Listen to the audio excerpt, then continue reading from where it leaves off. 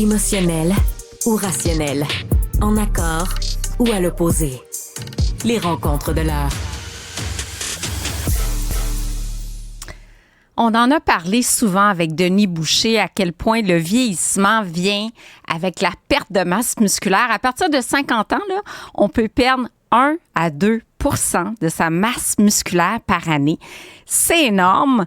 Et dans ce contexte-là, on a notre chercheur, Éric Simard, qui est avec nous, notre chercheur en vieillissement. Là, tu vas me parler aujourd'hui, quand moi je pense à la perte de masse musculaire, j'ai tendance à recommander un apport riche en protéines, des protéines à tous les repas, toutes les collations, puis un entraînement en force et en résistance. Là, toi, tu arrives avec des nouvelles infos en disant, attention, le jeûne, notamment le jeûne intermittent, pourrait être bénéfique pour freiner la perte de masse musculaire.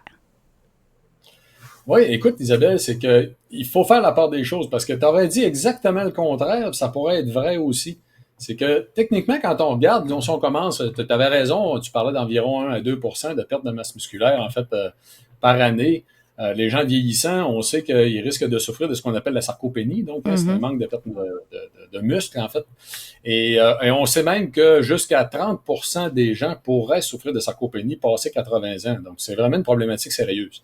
Ceci étant dit, quand on mange pas suffisamment ou qu'on n'a pas un apport suffisant en calories, qu'on est en restriction calorique, comme par exemple les gens qui font des diètes, on sait qu'il y a une baisse de 23% de la production des protéines responsables de la production de la masse musculaire. Donc, il y a une perte de muscle. Oui, effectivement. Sauf que, et là, je te cite une étude qui a eu lieu en 2014. Ils se sont rendus compte que si tu fais fait d'exercices physiques, entre autres, tu as parlé d'exercices contre résistance, donc de la musculation, si on veut, le commun des mortels.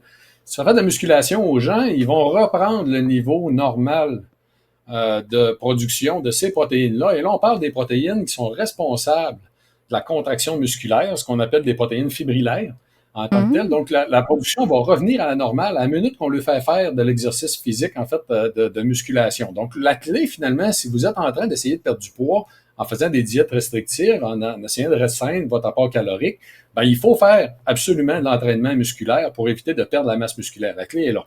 L'autre élément qu'on sait, c'est que pendant cette période-là, si tu augmentes l'apport en protéines, entre autres, là, ce qui avait été utilisé dans l'étude, c'est des protéines de lactosérum qui sont beaucoup utilisées chez les sportifs. C'est les meilleurs du point de vue, Éric, les meilleurs du point de vue de la biodisponibilité puis de la synthèse protéique, la protéine de petit lait.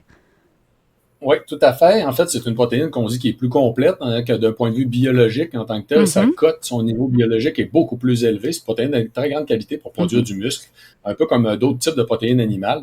Et là, si on utilise en fait des protéines animales après l'exercice, tu vas avoir une augmentation même de la production, même si tu étais en diète réduite en calories. Et là, ce qui est intéressant de savoir, parce que tu as parlé du jeûne, c'est que la science récente, parce que là, dans le jeûne, il y a eu toutes sortes de craintes par rapport à la fonte musculaire. Et on sait qu'il y a des mécanismes qui vont protéger la masse musculaire parce que le corps humain ne veut pas perdre la masse musculaire. C'est la dernière des choses qu'ils veulent qu'il arrive. S'il y a quelque chose qui coûte extrêmement cher à produire pour le corps humain, c'est la masse musculaire. Donc, on a 3 types de mécanismes qui sont en place pour éviter la perte de la masse musculaire. Puis là, je parle en fait surtout des jeûnes à temps réduit. En fait, soit des jeûnes de, disons, 1 à 3 jours. C'est sûr que plus le jeûne est long, plus vous risquez qu'il y ait des impacts sur la perte de la masse musculaire. Le risque est là, c'est très clair. Qu'en est-il, Éric? Tu parles de jeûne complet d'1 à 3 jours, mais qu'en est-il du jeûne de 16-8, là, que pas la plupart des gens, mais ceux qui font le jeûne font plus le jeûne intermittent, où ils commencent à manger à midi, ils arrêtent à 8 heures. Là. Ça, est-ce qu'on a les mêmes mécanismes qui se mettent en branle?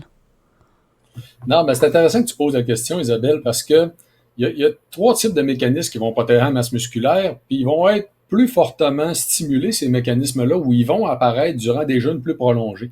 Fait que finalement, le 16-8, quand on regarde des mécanismes, il y a un des mécanismes qui c'est l'augmentation de la production d'hormones de croissance. Donc, durant le jeûne, le corps va produire un peu plus d'hormones de croissance pour éviter la perte de la masse musculaire, freiner le processus. Chez l'animal, il y a des études qui ont montré que jusqu'à 50% de la dégradation protéique, la dégradation protéique baisserait de 50%. Autrement dit, on dégrade beaucoup moins de nos protéines parce que justement, l'hormone de croissance vient en renfort, puis vient éviter qu'on dégrade les protéines.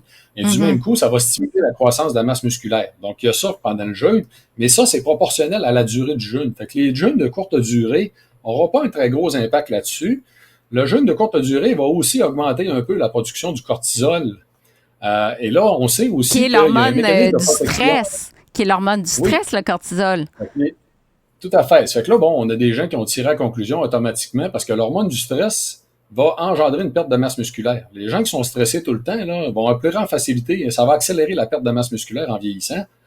Mais si tu es en période de jeûne, en fait, l'hormone qui convertit, l'enzyme qui convertit l'hormone de façon intracellulaire est inhibée. Donc, à l'intérieur de nos cellules, on va arrêter de convertir le cortisone en cortisol pour produire l'hormone de stress. Ça va protéger la masse musculaire, en fait, au niveau des cellules musculaires. C'est le deuxième mécanisme. Et le troisième mécanisme, c'est la production des cétones.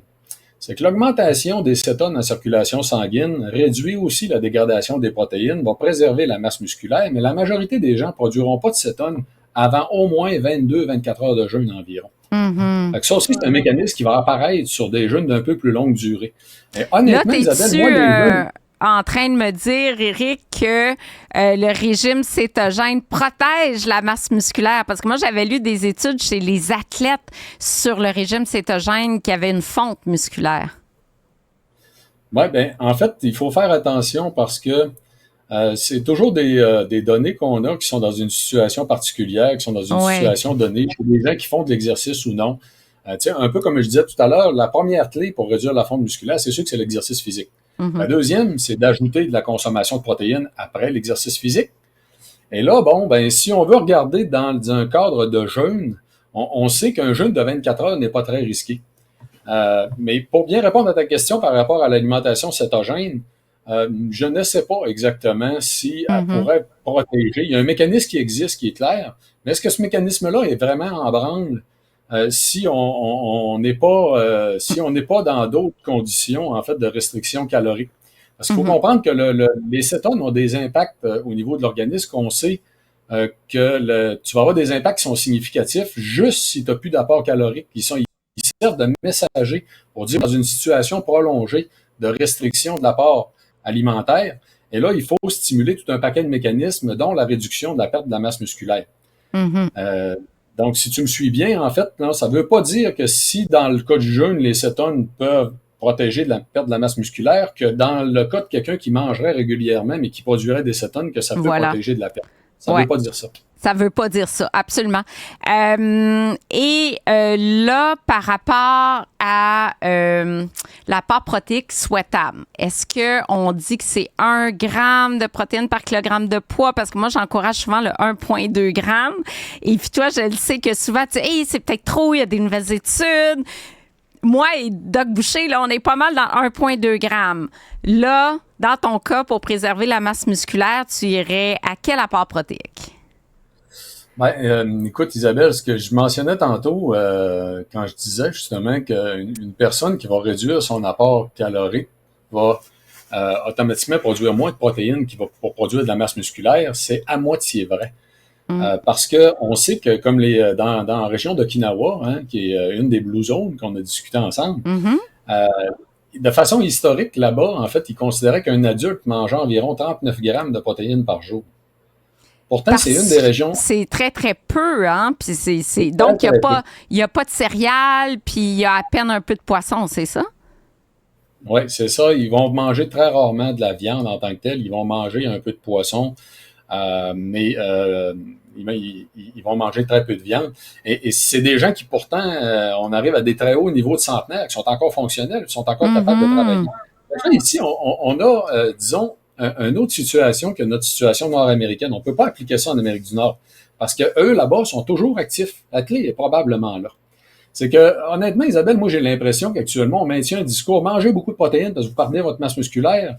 Techniquement, vous la perdez parce que vous êtes trop sédentaire. Ouais, soyez plus actif, vous allez maintenir une meilleure masse musculaire, vous allez maintenir une meilleure densité osseuse, parce que c'est la même problématique avec la densité osseuse. Les gens perdent de la densité osseuse parce qu'ils ne sont pas suffisamment actifs. On leur dit de manger plus de calcium. La solution n'est pas là. C'est tellement relié, hein? La masse musculaire puis la masse osseuse sont tellement, tellement reliées. Puis on dirait que les gens voient pas les conséquences d'une fonte musculaire sur le métabolisme. On a parlé souvent avec Denis Boucher, mais également, tu sais, sur la qualité de vie, là. Si tu n'as plus de muscles en vieillissant, ben tu as des chutes. Tu peux, te retrouver dans un centre... Oui, vas-y. Les autres facteurs aussi, parce que là, on a tendance, hein, que bon, dans le monde scientifique, on a tendance à tout isoler pour être capable d'expliquer quelque chose. Mais quand on regarde les choses de façon détachée par la suite, on se rend compte, par exemple, les carences en vitamine D, là. Je sais pas si tu savais, mais la carence en vitamine D augmente de 78% les risques de perte de force musculaire, pas juste la masse, de perte de la force en tant que telle. Et le vin, une bouteille de vin par jour cause automatiquement une perte de masse musculaire. Une bouteille de vin. Les gens qui ont une consommation d'une bouteille de vin par jour, ça arrive à l'occasion. C'est beaucoup, une. Là, on parle de 5 verres. Là. Bon, oui, c'est beaucoup trop, c'est évident. C'est juste ça fait réfléchir au fait que le reste des habitudes de vie peut être impliqué aussi dans le fait qu'on perd plus facilement de la masse musculaire. Oui, moi, ça m'intéresse le vin, comme tu sais. Est-ce qu'un verre de vin par jour fait fondre les muscles aussi?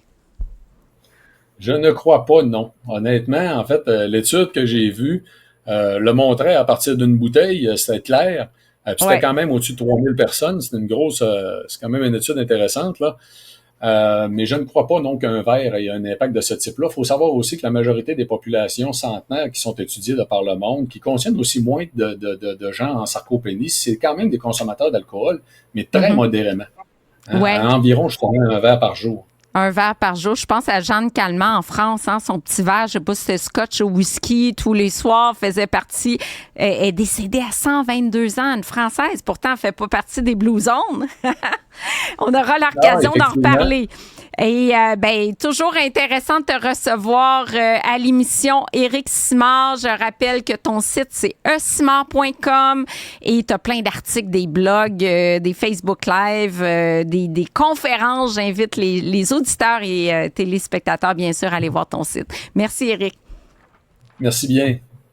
C'est ce qui conclut l'émission. Je remercie ma magnifique équipe de recherche, Amélie Robert, Cybèle, Marianne, Florence, hein, toutes les belles et bonnes recherchistes ici à Cube et Jean-Philippe à la mise en onde.